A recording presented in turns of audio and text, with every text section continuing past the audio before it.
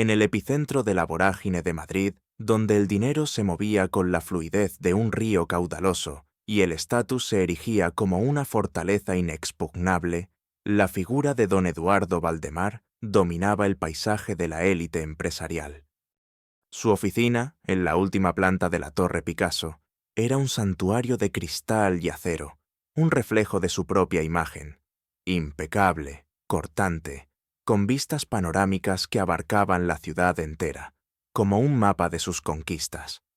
El aire allí olía a cuero fino, a café de grano selecto y a la fragancia seca y exclusiva de su perfume cítrico, un aroma que para él era sinónimo de poder y control. Vestía un traje de Savile Row impecable, de un tono azul medianoche que resaltaba la frialdad calculadora de sus ojos grises. Cada movimiento, cada gesto, era preciso, medido, sin un ápice de vacilación, como el mecanismo de un reloj suizo finamente calibrado. A sus 50 y pocos años, Eduardo era el magnate inmobiliario más influyente de España, un hombre que había construido su emporio ladrillo a ladrillo, euro a euro, con la misma implacable determinación con la que había edificado su propia imagen de perfección. La obsesión por la puntualidad, por el control del tiempo, era una de sus peculiaridades más notorias. Siempre llevaba consigo un reloj de pulsera de platino, cuyo tic-tac, apenas audible, era el único sonido que consideraba digno de acompañarle en el silencio de sus triunfos.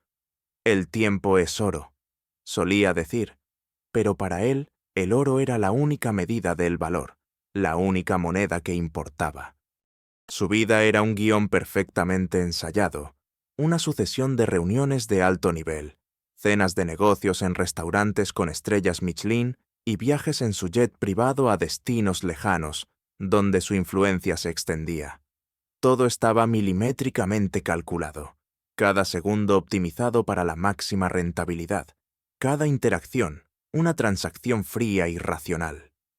Pero tras la fachada de opulencia, un silencio helado se había apoderado de su existencia, un vacío que ninguna adquisición, ningún evento social, ningún logro material podía llenar. Una melancolía persistente se le clavaba en el alma como una astilla invisible, un eco de un pasado que había intentado enterrar bajo capas de lujo y apariencias, un pasado de vulnerabilidad y carencias que lo había marcado a fuego. Su infancia, en un barrio humilde, marcada por la pobreza extrema tras la temprana muerte de su madre, había sido una lucha constante por la supervivencia, por cada bocado, por cada día de vida. Recordaba el frío en las sábanas, el hambre constante, el olor a humedad en la pequeña casa, la humillación de no tener nada, de depender de la caridad de otros.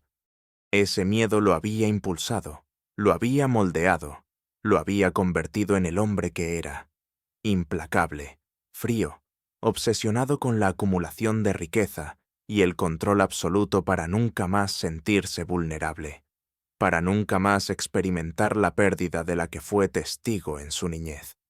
Las emociones son una debilidad. Se había grabado a fuego en el alma, una máxima que repetía en su mente hasta hacerla verdad. La única seguridad real es el dinero, el poder, y el tiempo es una herramienta para conseguirlo. No hay espacio para la sentimentalidad, no hay espacio para la pérdida. Si controlas el tiempo, si lo dominas, controlas todo. Ese mantra se había convertido en su escudo y su prisión, una soledad autoimpuesta que le proporcionaba la ilusión de seguridad.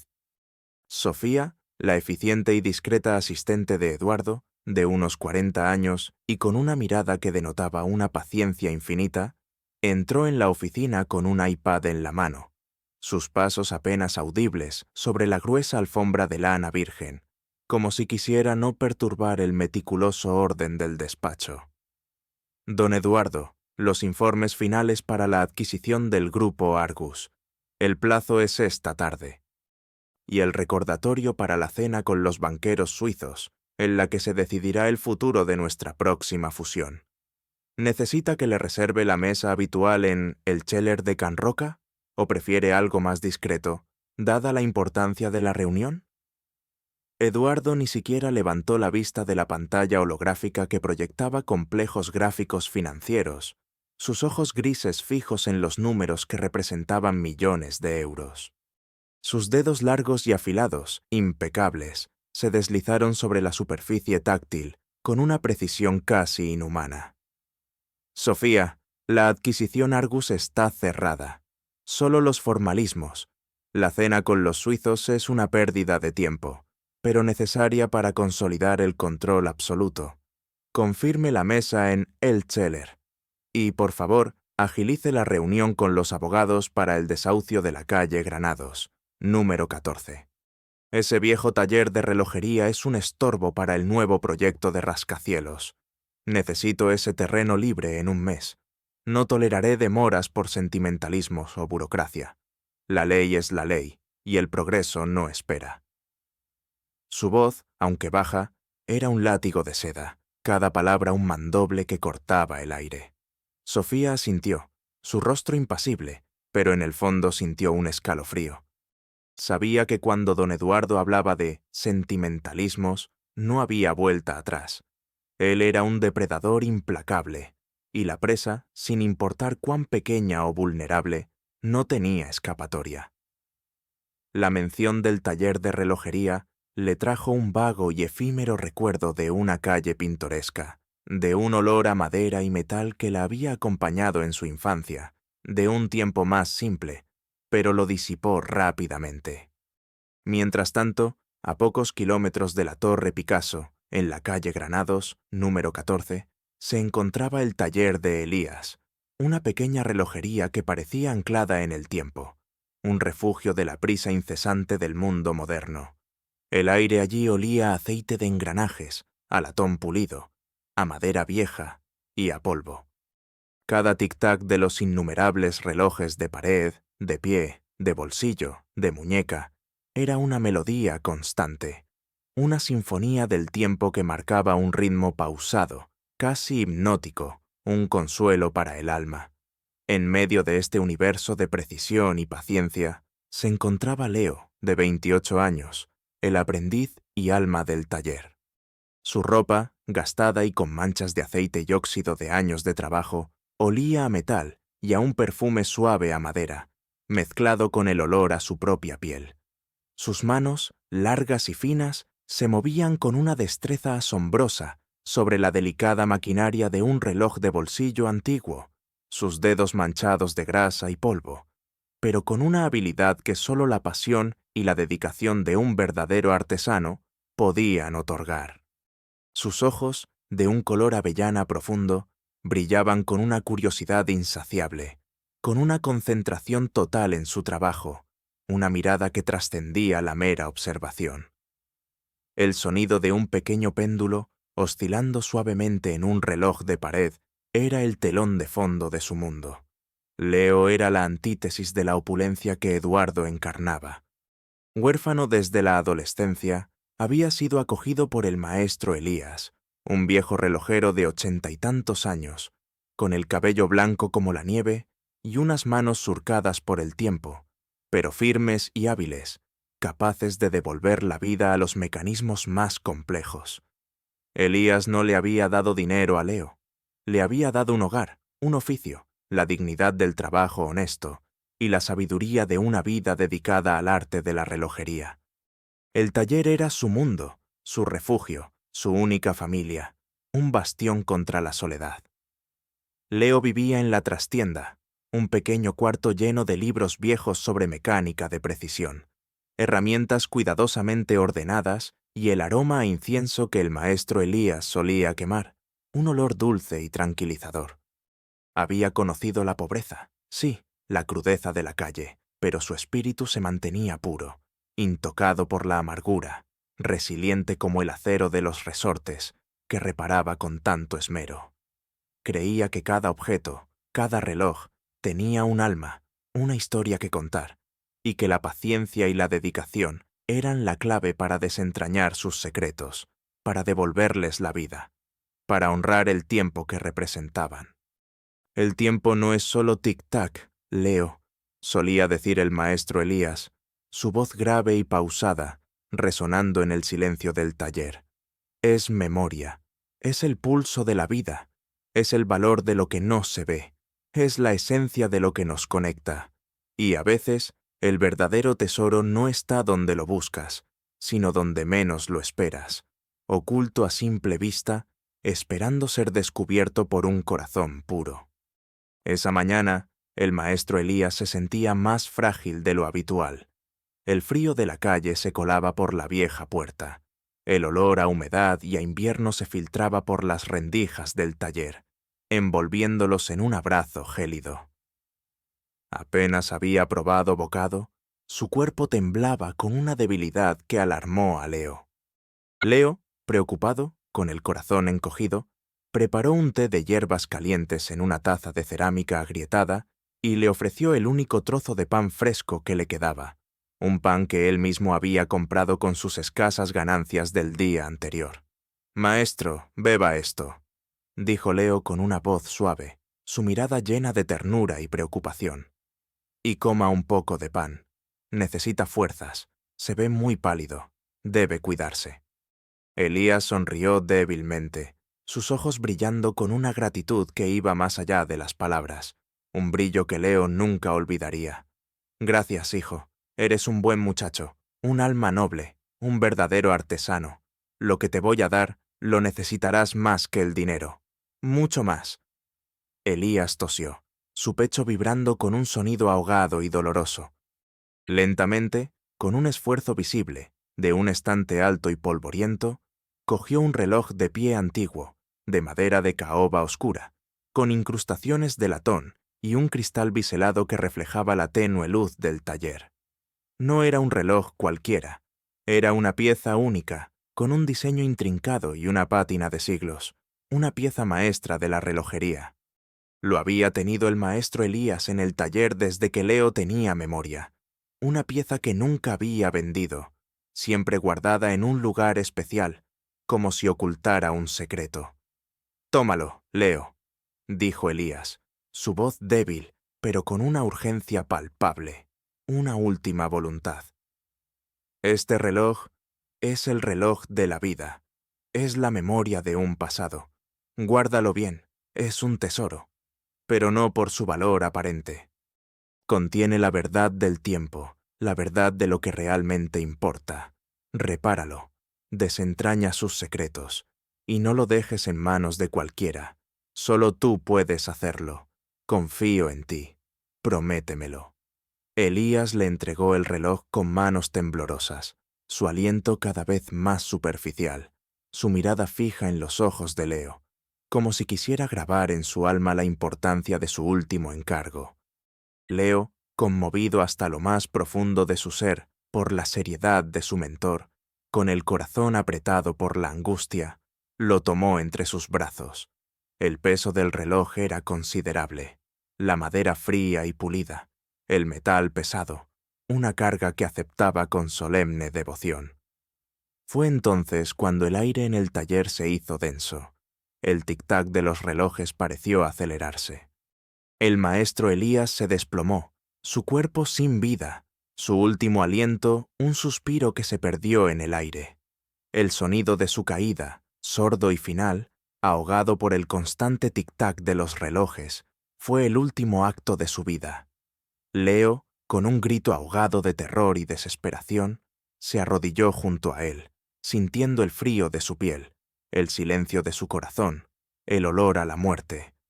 El viejo reloj de caoba, el último regalo de su mentor, el testamento de su vida, se deslizó de sus brazos y cayó al suelo, pero no se rompió. Su mecanismo, asombrosamente, siguió tic-taqueando, un eco de la vida que se extinguía. «Maestro, no, por favor, no me deje», suplicó Leo, sus manos sucias de aceite ahora aferradas a la ropa de Elías, sintiendo el peso de su pérdida, la inmensidad de su soledad.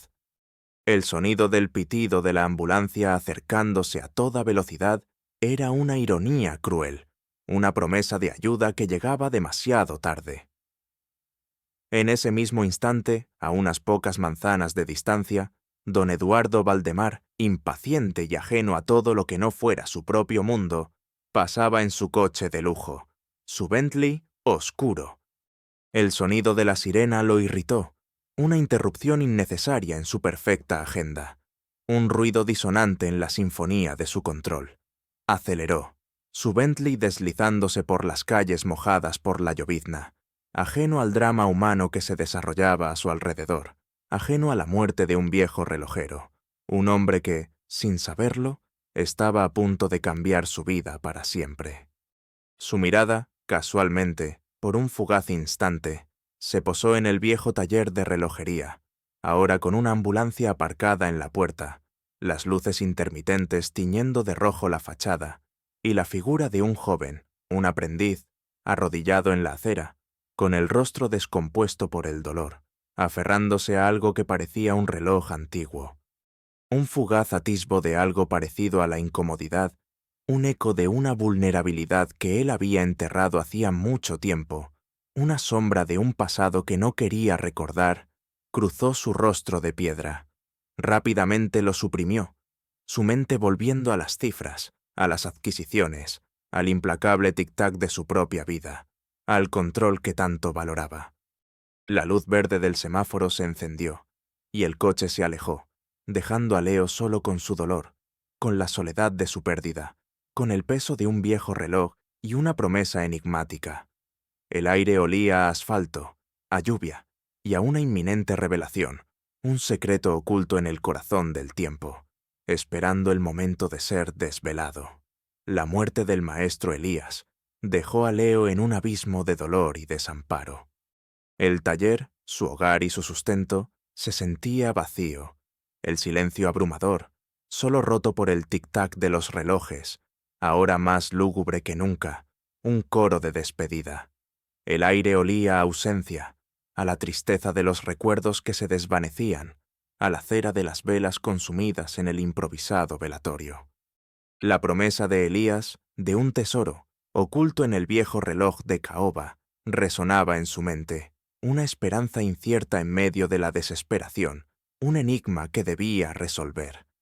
Leo pasó días intentando abrir el reloj, examinando su intrincado mecanismo con lupa y pinzas, buscando compartimentos secretos, palancas ocultas, con sus dedos manchados de aceite y sudor. La madera pulida se sentía fría y resbaladiza bajo sus yemas, burlándose de su incapacidad. Pero el reloj se resistía a revelar su secreto, frustrándolo a cada intento, cada clic inútil, cada palanca inmóvil. Sentía que el maestro Elías le había dejado un enigma, una última prueba de su valía, de su habilidad, de su capacidad para seguir adelante. Mientras tanto, en su ático minimalista, don Eduardo Valdemar continuaba con su vida de lujo y control, pero una sombra de inquietud, una pequeña mosca molesta, comenzaba a cernirse sobre él.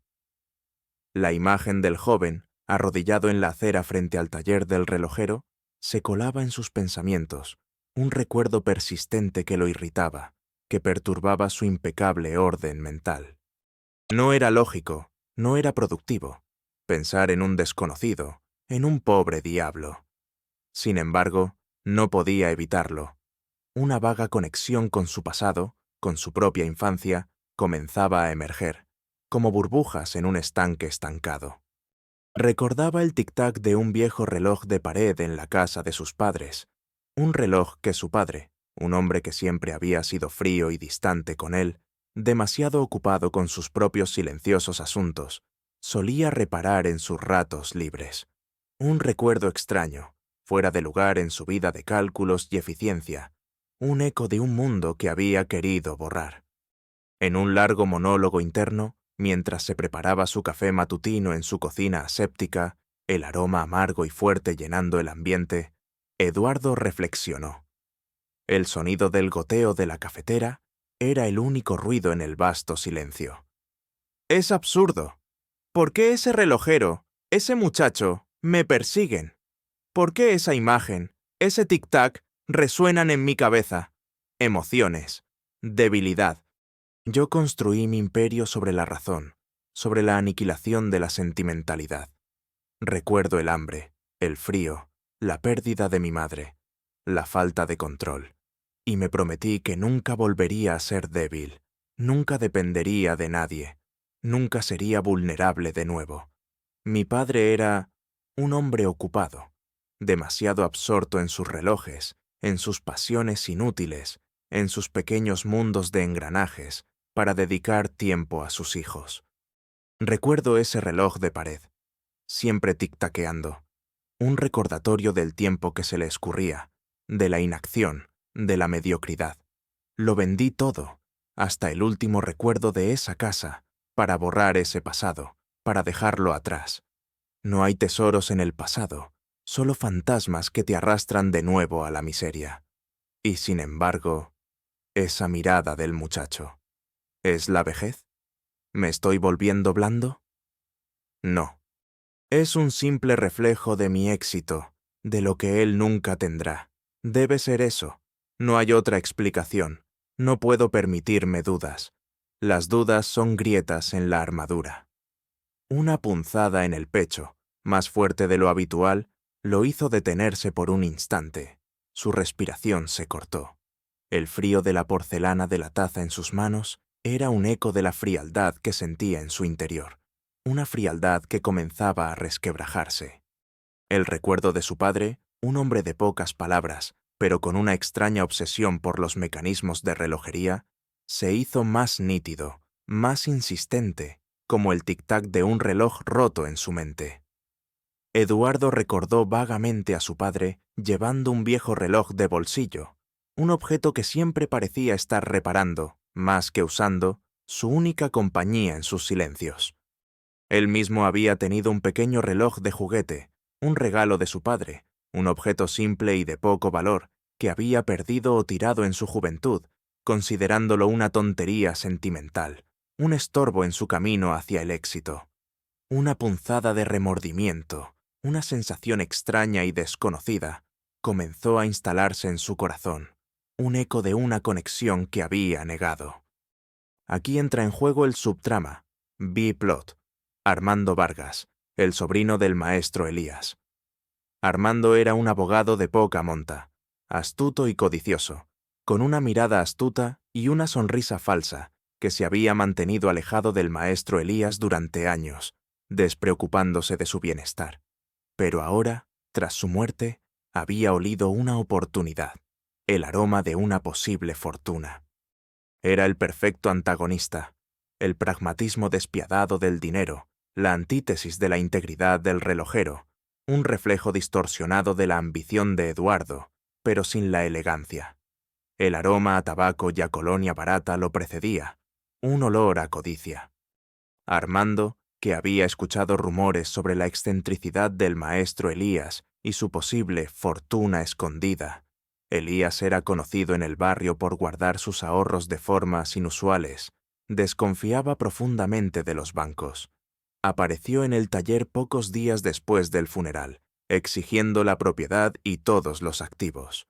Despreciaba a Leo, al que consideraba un intruso y un aprovechado, un parásito que no merecía nada. Vaya, vaya, dijo Armando, su voz untuosa, recorriendo el taller con una mirada despectiva, sus zapatos de cuero brillante crujiendo sobre el suelo de madera, levantando polvo. Así que el viejo Elías finalmente se ha ido al otro barrio, ¿eh? ¿Y tú, chico, crees que te ha dejado algo? Unos cuantos trastos viejos y un puñado de deudas, supongo. Este taller es mío por herencia legal, y tú un ocupa. Te doy una semana para desalojar, o te haré un desahucio tan rápido que no sabrás ni qué te golpeó. Y si el viejo tenía algún tesoro oculto, créeme, yo lo encontraré. No dejaré piedra sin remover. Conozco a los viejos chiflados como él. Armando rió, una risa seca y sin humor, que resonó en el silencio del taller, un sonido estridente que lastimaba los oídos de Leo. Leo sintió la rabia crecer en su pecho, la impotencia de ser despojado de lo poco que le quedaba, de la herencia de su mentor, de su hogar, de su dignidad. El reloj de caoba, ahora más que nunca, se sentía como su única esperanza, la única forma de honrar la memoria de Elías. Armando, con sus ojos pequeños y avariciosos, no le quitó ojo de encima al reloj, sus pupilas dilatadas por la codicia. «¿Y ese reloj viejo?», dijo, señalando el de caoba con un gesto despectivo. «Parece valioso. Si no tienes dinero para el alquiler, si no puedes pagar mis honorarios, quizás deberías vendérmelo. Te doy 100 euros, un regalo, una oferta generosa por un trozo de madera vieja que no vale nada». Leo apretó los puños, la mandíbula tensa. «Este reloj no tiene precio. Es el legado del maestro, y no está a la venta. Nunca». Armando soltó una carcajada burlona y se marchó, dejando tras de sí un rastro de amenaza y el olor a tabaco barato y a ambición desmedida. La lucha de Leo, inicialmente contra la pena y la soledad, se había convertido en una batalla por la supervivencia, por preservar la memoria de Elías, por desentrañar el secreto del reloj antes de que fuera demasiado tarde. El tiempo se le agotaba, y el reloj, testarudo, se negaba a abrirse, como si esperara el momento justo para revelar su verdad. El tic-tac de los relojes en el taller, antes un consuelo, ahora parecía una cuenta regresiva implacable hacia su inminente desahucio, hacia el fin de todo lo que conocía. La presión sobre Leo se volvió insoportable. Armando Vargas, implacable en su codicia, aceleró el proceso de desahucio, presentando documentos legales que Leo, sin recursos ni conocimientos jurídicos, no podía refutar. El taller, su hogar, su refugio, estaba a punto de ser embargado y vendido en una subasta, para ser demolido y construir el nuevo proyecto de Eduardo Valdemar. El aire en el pequeño apartamento de la trastienda se sentía denso, asfixiante, cargado con el olor a humedad y a desesperación.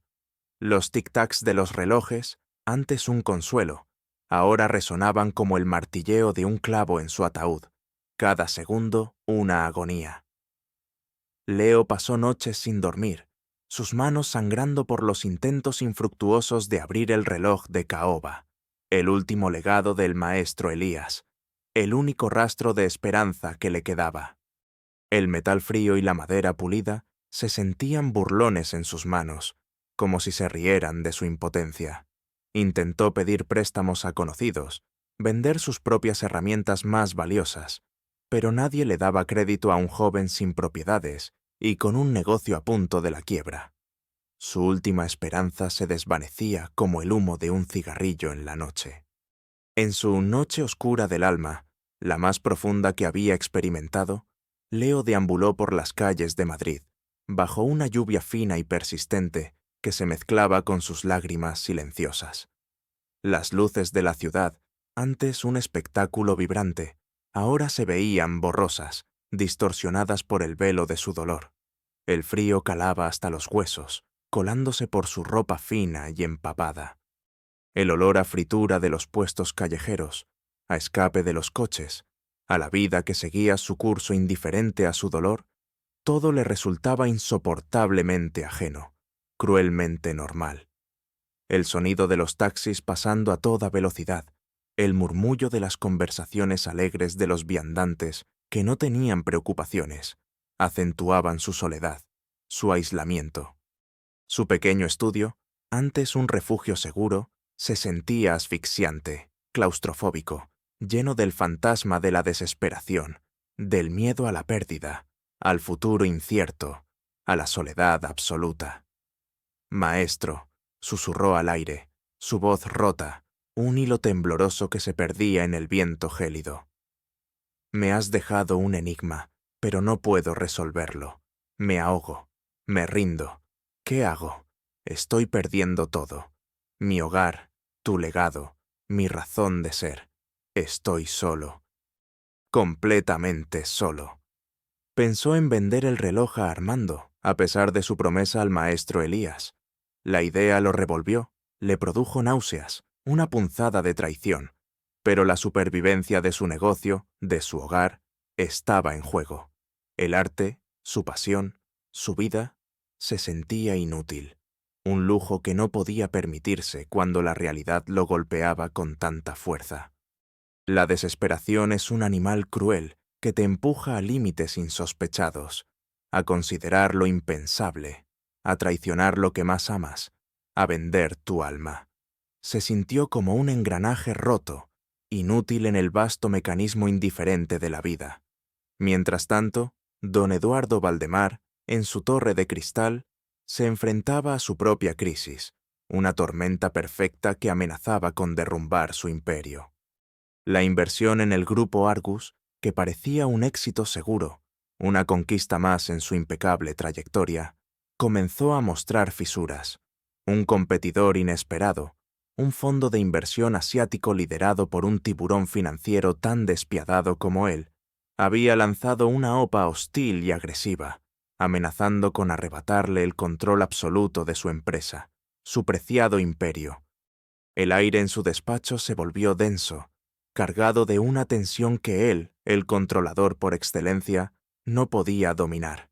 Los sonidos de los teléfonos sonando sin cesar, el murmullo frenético de sus asistentes, discutiendo con pánico, el aroma a sudor frío y a desesperación en el ambiente, eran ajenos a su habitual orden y silencio. Los números, que antes le daban seguridad y control absoluto, ahora bailaban ante sus ojos, incomprensibles, traicioneros. Se sentía impotente, vulnerable, una sensación que no había experimentado desde su infancia, desde aquella época de privaciones que tanto se había esforzado en olvidar. El miedo a perderlo todo, a regresar a la pobreza, lo carcomía. La imagen del joven relojero en la calle, el día de la muerte del maestro Elías, el joven con el rostro desencajado por el dolor y la pérdida, comenzó a asaltarlo con una frecuencia alarmante, como un fantasma del pasado que se negaba a ser enterrado. Y con esa imagen, un recuerdo fragmentado de su padre. Su padre, un hombre que, a pesar de su frialdad aparente, había pasado horas en el sótano, absorto en la reparación de relojes, un viejo reloj de bolsillo que siempre llevaba consigo, un objeto que Eduardo, en su juventud, había considerado una tontería sentimental, un símbolo de la debilidad de su padre, de su falta de ambición. Un objeto que, en su ceguera por el éxito, había repudiado y quizás incluso tirado o vendido sin valor alguno. En su propia noche oscura del alma, Eduardo se encontraba solo en su vasto ático, las luces de Madrid brillando en la distancia como millones de ojos indiferentes. El tic-tac de su reloj de pulsera de platino era ensordecedor en el silencio, un recordatorio constante de su soledad. Las pantallas de sus ordenadores mostraban números rojos. El imperio se desmoronaba. Se sentía el mismo niño asustado y desamparado de su infancia, con el mismo frío en el estómago, el mismo miedo a la nada. Lo estoy perdiendo todo, pensó, su voz interior un eco hueco en su mente. Todo por lo que he luchado, todo lo que he construido. ¿Y para qué? ¿Para estar solo en la cima? El dinero no me ha dado la paz. El control es una ilusión. Me convertí en lo que más odiaba, en una versión más fría y calculadora de mi padre, obsesionado con un tiempo que solo existe en mi cabeza. Pero él amaba lo que hacía. Amaba el tiempo, no el dinero. Amaba el arte de arreglar lo roto. Yo solo sé romper. Me he negado a ver la verdad. El relojero, ese muchacho. Su dolor me recordó el mío. Me recordó lo que perdí. No solo a mi madre, sino la conexión con mi padre, con la parte de él que no era codicia, sino pasión. ¿Y si su tontería era el verdadero tesoro? ¿Y si he estado ciego toda mi vida? El mármol frío bajo sus pies le recordaba el frío de su corazón, el vacío de su existencia.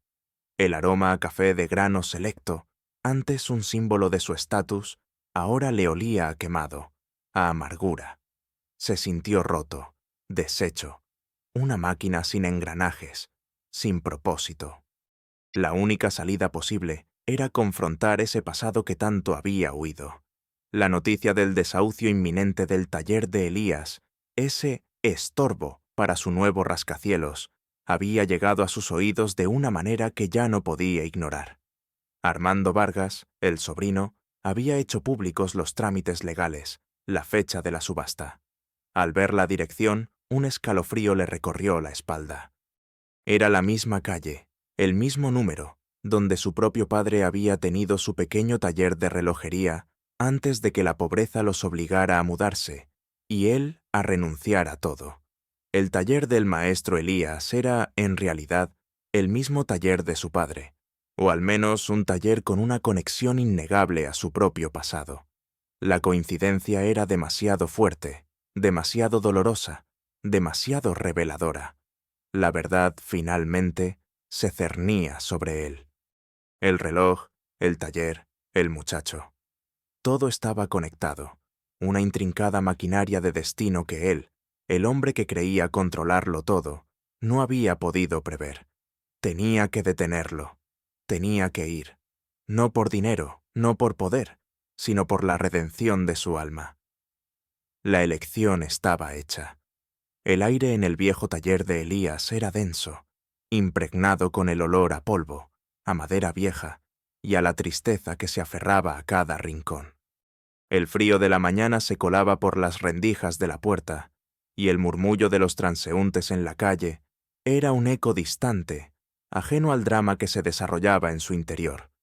Los relojes, en un coro lúgubre, seguían tic-taqueando, marcando los últimos minutos de la existencia del taller.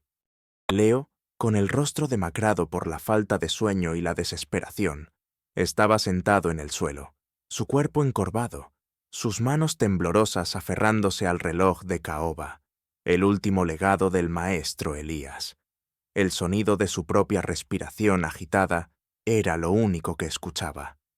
Armando Vargas, con una sonrisa de triunfo en los labios, flanqueado por dos hombres robustos y el oficial de justicia, estaba a punto de dar la orden final de desahucio. El olor a colonia barata y a tabaco de Armando era asfixiante. «Bueno, chico», dijo Armando, su voz untuosa, regodeándose en su victoria. «El tiempo se acabó. Es una pena que no encontraras el tesoro de tu viejo maestro. Te ofrecí una miseria por ese trasto, y la rechazaste. Ahora lo perderás todo. Vaya por Dios. Quédense con todo lo que haya, y este reloj lo examinaremos con calma».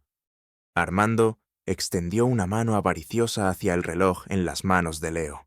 En ese instante, en el clímax de la desesperación de Leo, un rugido de motor interrumpió la tensa calma. Un Bentley oscuro se detuvo bruscamente frente al taller, las ruedas chirriando en el asfalto mojado. La puerta se abrió, y de su interior emergió don Eduardo Valdemar. Su presencia llenó el aire, su figura imponente contrastando brutalmente con la modestia del lugar. Su rostro, antes pétreo, ahora estaba surcado por una expresión de urgencia, de una emoción cruda que rara vez mostraba. Armando lo vio, y su sonrisa se congeló.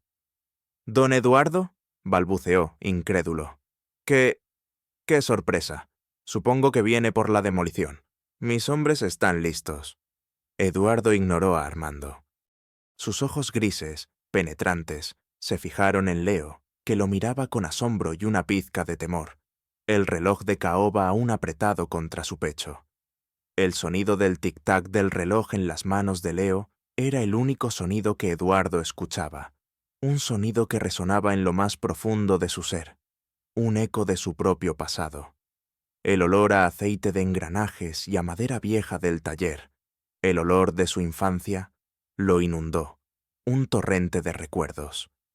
Eduardo se acercó lentamente a Leo, sus pasos resonando en el suelo de madera. Se arrodilló frente a él, un gesto de humildad que asombró a Armando y al oficial. «Joven», dijo Eduardo, su voz grave, pero con un temblor apenas perceptible. «Ese reloj, ¿puedo verlo? Sé que es importante. Es un reloj que perteneció a mi padre. Mi padre era relojero. Su taller era este mismo lugar». Leo, aturdido, extendió el reloj. Eduardo lo tomó con manos temblorosas, sus dedos rozando la madera pulida, sintiendo la misma pátina que recordaba de la mano de su padre. Un flashback se apoderó de él. Su padre, un hombre silencioso, sentado en este mismo banco, con este mismo reloj en sus manos, enseñándole a un joven Eduardo los secretos de los engranajes, la belleza de la precisión, la magia del tiempo. Su padre nunca le había dicho «te quiero», pero le había enseñado el amor a través de la paciencia, a través de la dedicación a un arte, a través del tic-tac de los relojes. Y Eduardo, en su ceguera por la riqueza, lo había despreciado, había abandonado ese legado, esa conexión. Siempre quise que comprendieras la verdadera belleza del tiempo, hijo. La voz de su padre resonó en su memoria, un eco claro y melancólico. No está en el oro, sino en el movimiento, en la vida que representa y en los secretos que guarda. Eduardo recordó entonces un pequeño hueco en la parte trasera del reloj, una trampilla casi invisible, que su padre solía señalar con el dedo. Con manos temblorosas, sus dedos, acostumbrados a mover millones, ahora se sentían torpes, descalzos ante la sencillez del mecanismo. Eduardo encontró la ranura oculta en la parte trasera del reloj, una pequeña hendidura que solo una mano acostumbrada a los secretos de la relojería podía detectar. Sus uñas rasparon la madera, y con un suave clic una pequeña trampilla se abrió, revelando un compartimento secreto. Dentro, envuelta en un trozo de terciopelo desgastado, había una llave diminuta, de latón envejecido, y un pequeño pergamino enrollado, atado con un hilo de seda. El olor a papel viejo y a metal oxidado llenó el aire. «La llave», susurró Eduardo, su voz ahogada por la emoción, sus ojos fijos en el objeto que había estado escondido durante décadas. La llave del tesoro.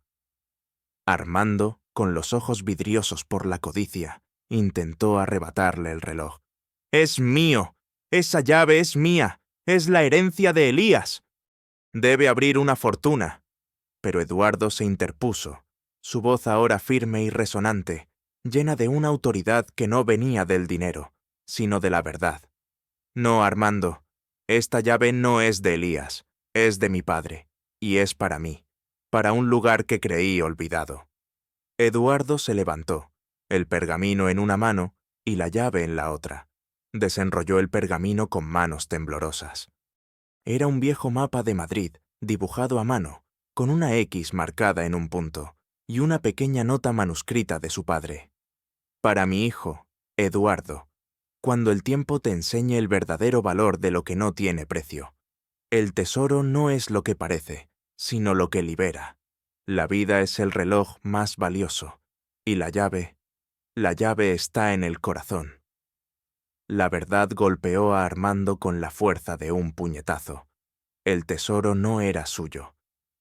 Su avaricia lo había cegado. Él, que había buscado oro, se encontró con una verdad más valiosa. Eduardo, con lágrimas en los ojos, las lágrimas amargas del arrepentimiento y la liberación, miró a Leo. «Lo siento, hijo», dijo Eduardo, su voz quebrada. «Te he despojado de tu hogar, y he estado ciego toda mi vida. Mi padre me quería de una manera que nunca entendí. El maestro Elías era su amigo, su confidente. Él guardó este reloj, esta verdad, esperando que yo la encontrara, esperando que aprendiera el verdadero significado del tiempo. Me lo dejó a mí. Pero te lo confío a ti, Leo. Tú eres el heredero de su espíritu, de su arte. Tú eres el que lo ha mantenido vivo. Y ahora, este taller, este lugar sagrado, es tuyo, es tu legado, y yo me encargaré de que así sea, y de que tengas los recursos para hacerlo prosperar. No como un negocio, sino como un santuario del tiempo, del arte, de la memoria». Armando, pálido y furioso, intentó protestar, pero Eduardo lo detuvo con una mirada gélida. «Abogado», dijo Eduardo a su propio letrado, que ya había llegado, «retire de inmediato el desahucio, compre este edificio al precio que sea, y póngalo a nombre de Leo. Y que ese señor Armando Vargas no vuelva a acercarse a este lugar, ni a este joven, ni a ninguna propiedad relacionada con la familia de mi padre. Su codicia ha sido desenmascarada, y las leyes del karma son más implacables que cualquier tribunal. El tic-tac del reloj en las manos de Leo, el que había liberado el secreto, se sentía más fuerte, más vivo que nunca, una melodía de esperanza. La confrontación había terminado, no con una batalla de gritos, sino con la revelación de la verdad y el triunfo de la compasión sobre la avaricia.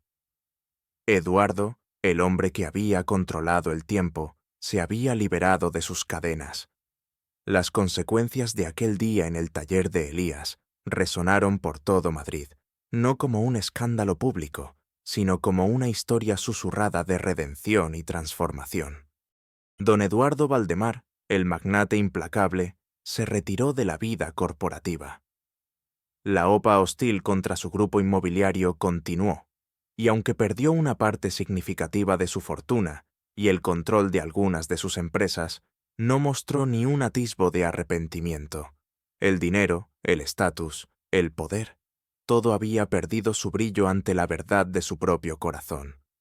Su abogado, Sofía, que había sido testigo de su cambio radical, se quedó a su lado, no como empleada, sino como una confidente, una amiga, una guardiana de su nueva misión. Armando Vargas, el sobrino codicioso, fue desheredado por completo de cualquier vínculo con la memoria del maestro Elías. Su avaricia expuesta, su intento de usurpar la herencia, frustrado. Se desvaneció en la oscuridad de los callejones, su nombre olvidado, su codicia sin recompensa. La justicia, esa que Eduardo había aplicado con una frialdad matemática, le había mostrado que su verdadera esencia residía en el equilibrio, en la compasión, en la verdad. La subtrama del taller de Elías floreció bajo la nueva tutela. El edificio fue comprado y restaurado meticulosamente, no como un proyecto inmobiliario, sino como un santuario de la artesanía. Eduardo invirtió parte de su fortuna restante en el taller, no como un negocio, sino como una fundación para preservar el arte de la relojería y para apoyar a jóvenes artesanos sin recursos.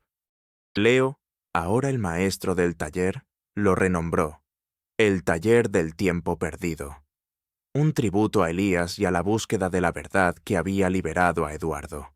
El aire allí olía a madera recién pulida, a aceite de engranajes y a la esperanza de un futuro vibrante.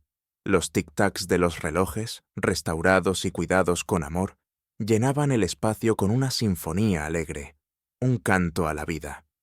Leo, con sus manos hábiles y su espíritu generoso, no solo reparaba relojes, sino que impartía clases a jóvenes aprendices, transmitiendo el legado del maestro Elías, el valor de la paciencia, de la dedicación, del amor por lo que no tiene precio. La vida de Eduardo Valdemar, ahora simplemente Eduardo, se transformó radicalmente. Dejó su ático minimalista y se mudó a un apartamento más modesto, pero acogedor, cerca del taller.